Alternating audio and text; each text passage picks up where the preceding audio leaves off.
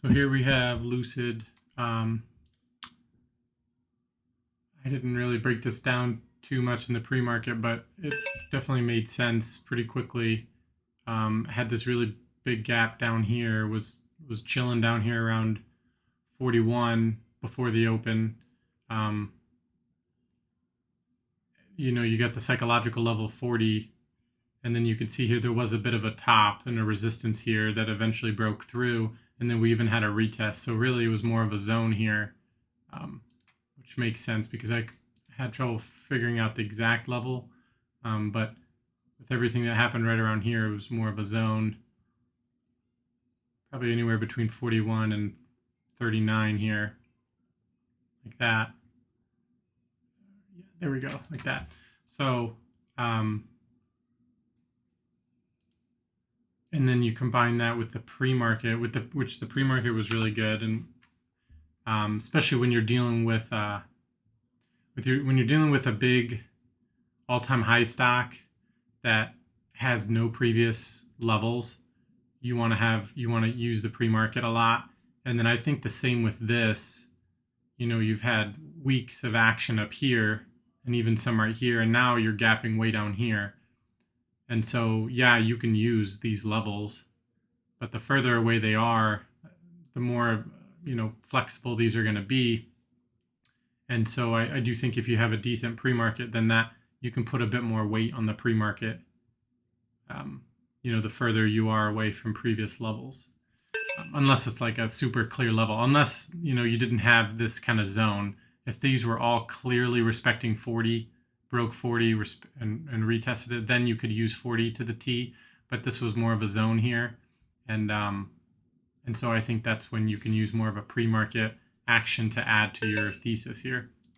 And so when you do that, you can see here pre-market looked really good. I mean, you had this nice resistance of 42, whole dollar, really nice.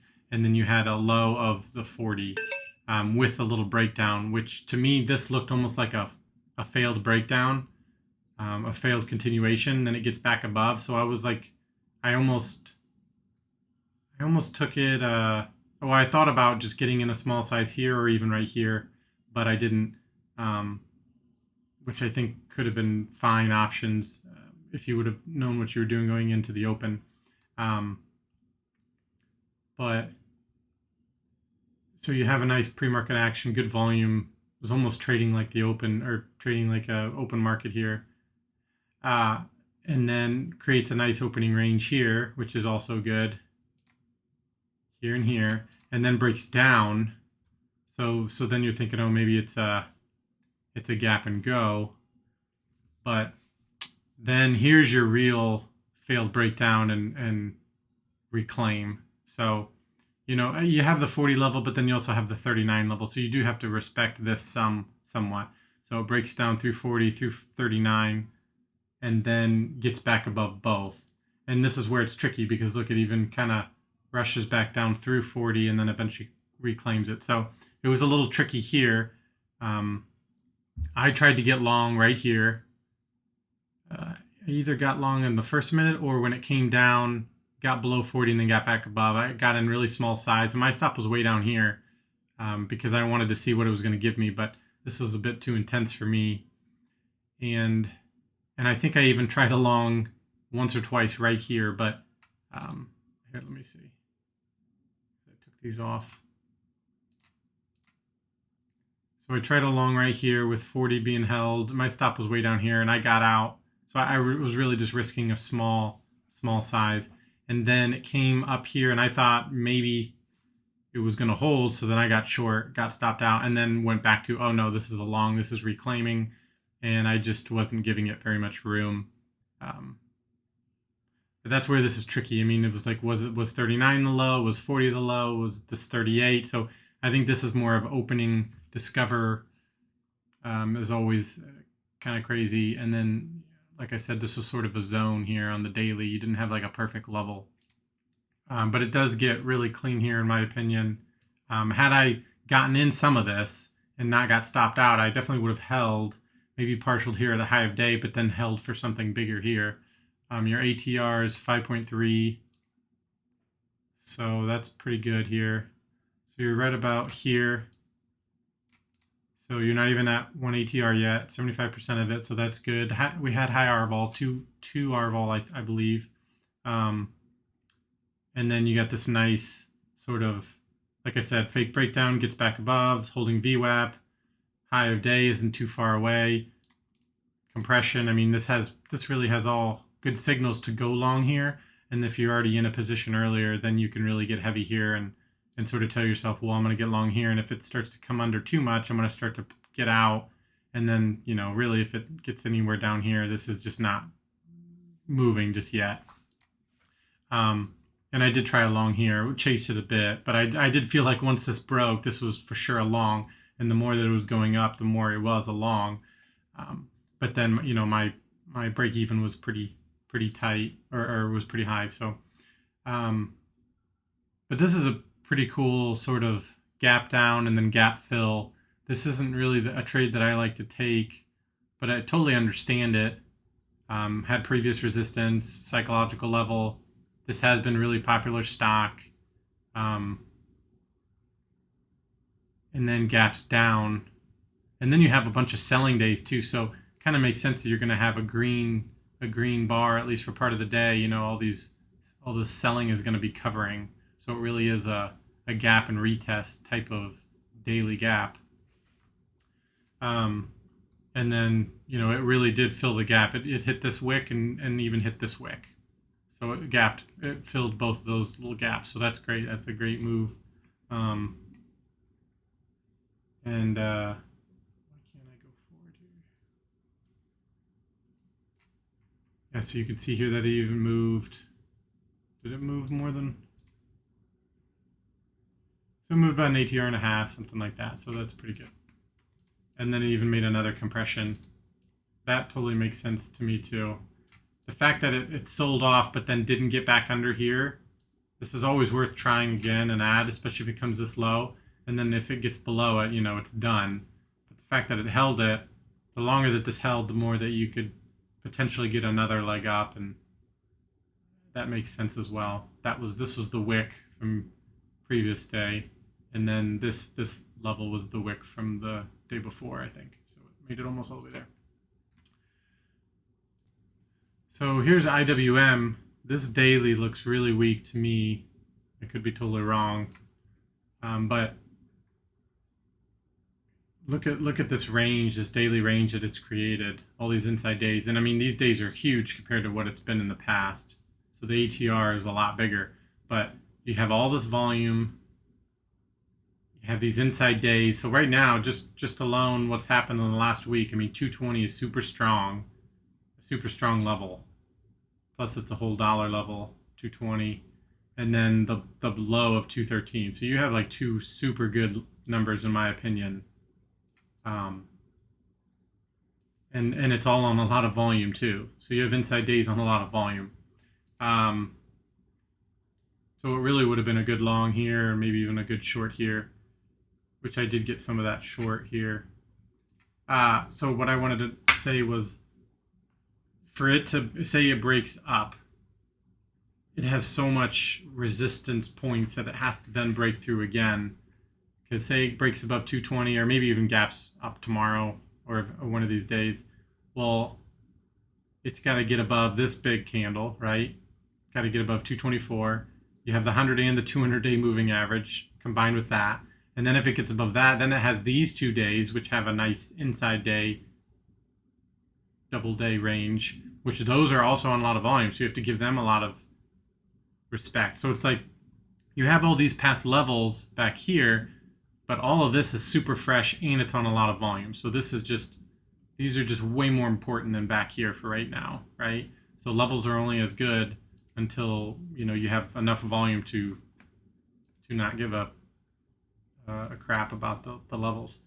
So yeah, so if it got up here, you know, you'd have this level to deal with, you'd have this level to deal with, then you have the gap fill to deal with. So that, the edge of that, and then I guess, you know, some of these days, but then also the 234.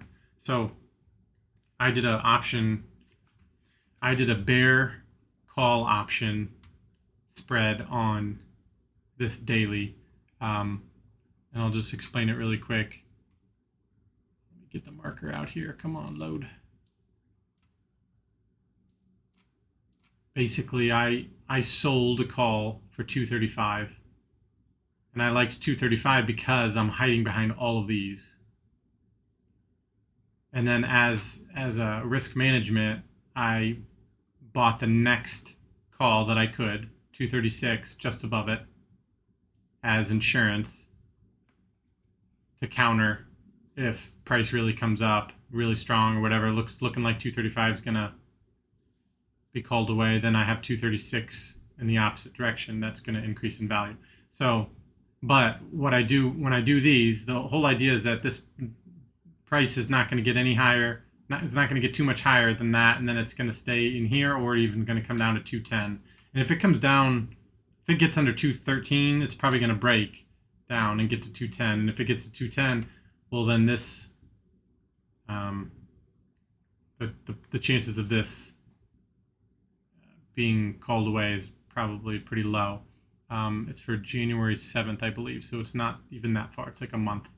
But the other thing is, what I wanted to say was my plan then, so my plan is for it to just not be called away.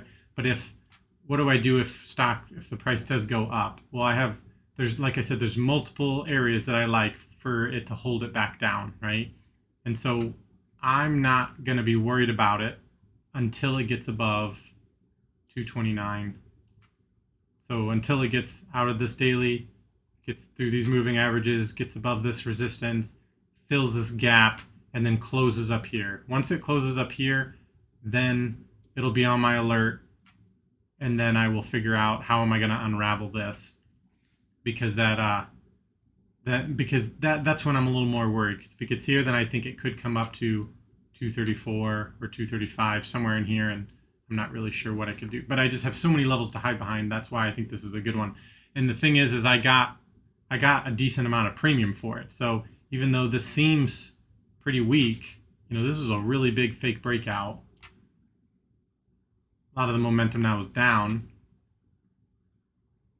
You would think that you wouldn't get much premium for calls up here, but we've had a range created. Plus today was sort of a stronger day, and it was closer to up here at the high of the day when I looked at these calls, and so they gave me good premium. So I make 20% premium on what I'm risking, which is like really good. I mean, anything above 7% is worth it.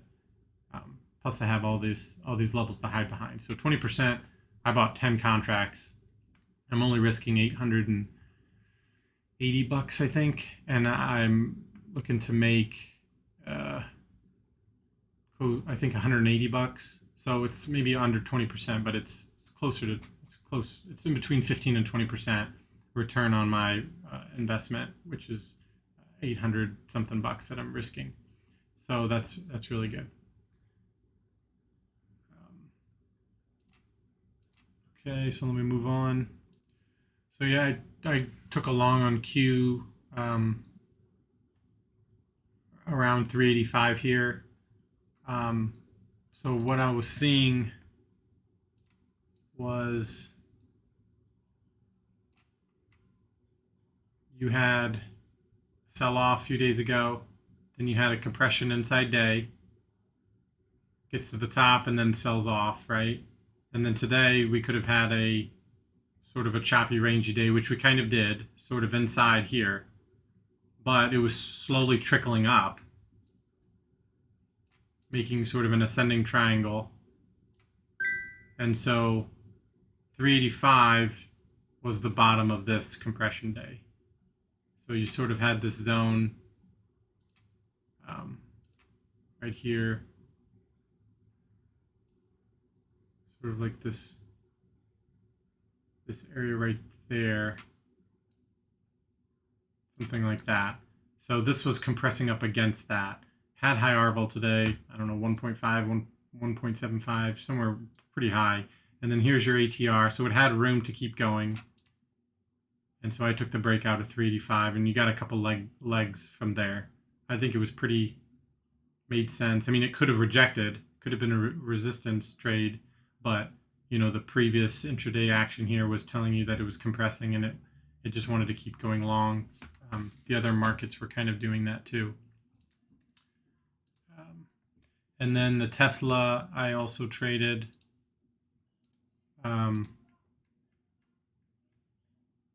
This was just a compression. VWAP was pretty flat here. I didn't have too much of a higher time frame idea, so what I really just did is I just traded it to the high. You know, I felt like if I would have put on the standard deviation bands, this like right around here, this daily level high of day and then low of day would have been the high and low. So it was compressing and it was going up. So I was taking it long towards this and then you had the $1,000 psychological level, which has been a level in the past. So the majority of my shares were taken out at 1,000 and a little bit above right there.